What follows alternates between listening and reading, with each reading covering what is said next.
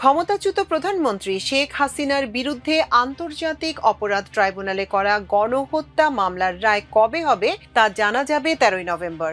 ওই দিনকে কেন্দ্র করে বড় ধরনের নাশকতা ও বিশৃঙ্খলার নীল নকশা এঁকেছে তার দল কার্যক্রম নিষিদ্ধ আওয়ামী লীগ। তাদের লক্ষ্য সহিংস পরিস্থিতি তৈরি করে বিচার প্রক্রিয়া বাধাগ্রস্ত করা। এর পরিকল্পনা সমন্বয় করা হচ্ছে প্রতিবেশী দেশ ভারত থেকে। নিরাপত্তা সংশ্লিষ্ট সূত্রে জানা গেছে, ঢাকায় নাশকতা পরিকল্পনার মূল সমন্বয়ক হিসেবে দায়িত্ব দেওয়া হয়েছে ভারতে পলাতক সাবেক স্বরাষ্ট্রমন্ত্রী আসাদুজ্জামান খান কামালকে। তাকে কৌশলগত সব সহযোগিতা দেওয়ার জন্য দায়িত্ব দেওয়া হয়েছে এসবি সাবেক প্রধান, ভারতে পলাতক পুলিশের অতিরিক্ত আইজি মনিরুল ইসলাম এবং ডিএমপির পলাতক কমিশনার হাবিবুর রহমানকে। এসএসএফ এর সাবেক ডিজি ও সাবেক কিউএমজি লেফটেন্যান্ট জেনারেল অবসরপ্রাপ্ত মুজিবুর রহমান সহ একাধিক সেনা কর্মকর্তা এই প্রক্রিয়ার সঙ্গে যুক্ত রয়েছেন। সূত্র আরও জানায়, তাদের সঙ্গে সমন্বয় করে ঢাকায় অস্থিরতা তৈরির মিশন বাস্তবায়নের প্রস্তুতি নিচ্ছে পলাতক সাবেক ছাত্রলীগ সভাপতি লিয়াকত শিকদার, গাজীপুরের সাবেক মেয়র জাহাঙ্গীর আলম এবং যুবলীগ নেতা ইসমাইল চৌধুরী সম্রাট ওরফে ক্যাসিনো সম্রাট। এর লক্ষ্যে দেশের প্রত্যন্ত অঞ্চল থেকে বাছাইকৃত নেতাকর্মীদের ঢাকায় আনা হচ্ছে। জানা গেছে, বাংলাদেশ বিরোধী তৎপরতা চালাতে দিল্লিতে একটি অফিস নেওয়া হয়েছে। কলকাতায় অফিস নেওয়ার খবরও এর আগে গণমাধ্যমে এসেছে। পরিকল্পনাকারীরা সেখানে ভারতীয় গোয়েন্দা সংস্থা রয়ের সঙ্গে ঘনিষ্ঠ যোগাযোগ রেখে সব পরিকল্পনা বাস্তবায়ন করার কাজ চালাচ্ছে বলে বিশ্বস্ত সূত্রে তথ্য মিলেছে। সংশ্লিষ্ট সূত্র জানায়, হাসিনার প্রতি নেতাকর্মীদের আবেগকে কাজে লাগাতে চায় পরিকল্পনাকারীরা। এই আবেগকে পুঁজি করে তাদের 13 নভেম্বর মাঠে নামানোর কৌশল নেওয়া হয়েছে। এর লক্ষ্যে সারা দেশে সন্ত্রাসী কর্মকাণ্ডে পারদর্শী এবং আওয়ামী লীগের কট্টর নেতাকর্মীদের ইতোমধ্যেই বাছাই করা হয়েছে। তাদের দেশের বিভিন্ন স্থানে প্রশিক্ষণও দেওয়া হচ্ছে। নিরাপত্তা সূত্রে জানা যায়, রাজধানীর অন্তত 5টি স্থানে নাশকতার ডিজিটাল প্রশিক্ষণ ও যোগাযোগ কৌশলের ট্রেনিং দেওয়া হয় বাছাই করা এসব ক্যাডারদের। এই প্রশিক্ষণ দেওয়ার ঘটনায় ইতোমধ্যে মেজর সাদেকুল হক সাদেককে গ্রেপ্তার করে বিচারের মুখোমুখি করেছে সেনাবাহিনী।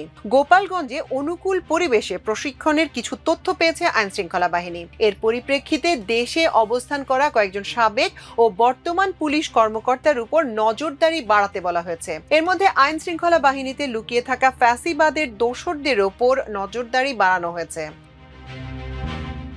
আইনশৃঙ্খলা বাহিনীর সদস্যদের সঙ্গে কথা বলে জানা যায়, নাশকতায় আওয়ামী লীগ অবৈধ অস্ত্র ব্যবহারের ভয়ঙ্কর পরিকল্পনা করছে। গত মাসে ঢাকায় বিমানবন্দর রেল স্টেশন এলাকায় অস্ত্রের একটি চালান আটক করে সেনাবাহিনীর স্বতন্ত্র 46 ব্রিগেড। আশঙ্কা করা হচ্ছে এমন আরও 4টি অস্ত্রের চালান দেশে ঢুকতে পারে। পাশাপাশি 2024 সালের 5 আগস্ট দেশের বিভিন্ন থানা, পুলিশ ফাঁড়ি ও পুলিশ লাইন্স থেকে খোয়া যাওয়া অস্ত্রগুলো ব্যবহার হতে পারে বলেও আশঙ্কা করা হচ্ছে। এমনকি আওয়ামী আমলে দলীয় বিবেচনায় মুজিববাদীদের যেসব অস্ত্রের লাইসেন্স দেওয়া হয়েছে সেগুলো এখনো জমা দেওয়া হয়নি। সেগুলো ব্যবহার নিয়েও শঙ্কা উড়িয়ে দেওয়া যাচ্ছে না। অন্তর্বর্তী সরকার লাইসেন্স করা অস্ত্রগুলো জমা দেওয়ার নির্দেশনা জারি করে, কিন্তু সর্বশেষ জানা গেছে সব অস্ত্র জমা পড়েনি। নিরাপত্তা সূত্র জানায়, 13 নভেম্বর ঘিরে মহাসড়ক অচল করে দেওয়ার পরিকল্পনা রয়েছে আওয়ামী লীগের। এক্ষেত্রে গাজীপুর চৌরাস্তা থেকে উত্তরা পর্যন্ত মহাসড়কের দায়িত্ব দেওয়া হয়েছে সাবেক মেয়র জাহাঙ্গীর আলমকে। কাঁচপুর থেকে যাত্রাবাড়ি পর্যন্ত অবরোধ করার দায়িত্ব দেওয়া হয়েছে লিয়াকত শিকদারকে। ঢাকার ভেতরে অগ্নিসংযোগ ও সংঘর্ষ পরিকল্পনায় নিয়োজিত থাকছে সম্রাট। এদিন লক্ষাধিক লোকের সমাগম করার পরিকল্পনা নিয়ে এগোচ্ছে দলটি। 12 নভেম্বর সন্ধ্যার পর জনমনে আতঙ্ক সৃষ্টির লক্ষ্যে ঝটিকা মিছিল ও পরিবহনে অগ্নিসংযোগের পরিকল্পনা রয়েছে। আদালত পাড়া সহ সরকারি গুরুত্বপূর্ণ ও স্পর্শকাতর স্থাপনাগুলোকে টার্গেট করে এবং সেগুলোর আশেপাশের এলাকার বোমাবাজি ও ককটেল বিস্ফোরণ ঘটানোর ছকও আঁকছে তারা। সূত্র আরও জানায়, বিশৃঙ্খলার কেন্দ্রবিন্দু হিসেবে গোপালগঞ্জ, মাদারীপুর ও শরীয়তপুর বিশেষভাবে বিবেচিত হচ্ছে।